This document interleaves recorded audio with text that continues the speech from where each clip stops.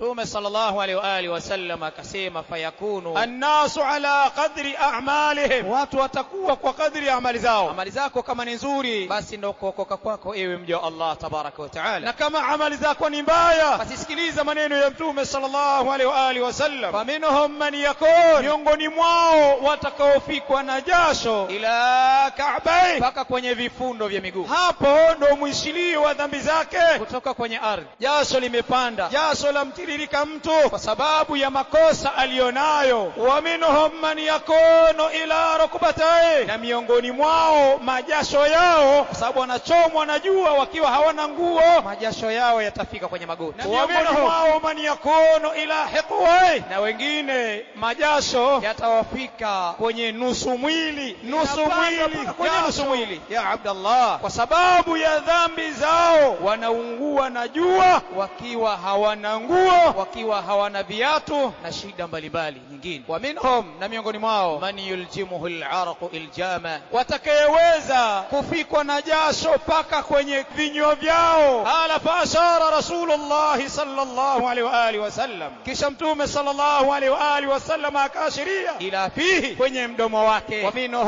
man yuljimuhu ila udhnai, na miongoni mwao watakaofikwa na majasho paka kwenye masikio yao. Ya Abdallah, tathmini mwenyewe ni amali gani ambazo umezitanguliza mbele ya Allah tabaraka wa taala ili uwe salama na hali hii.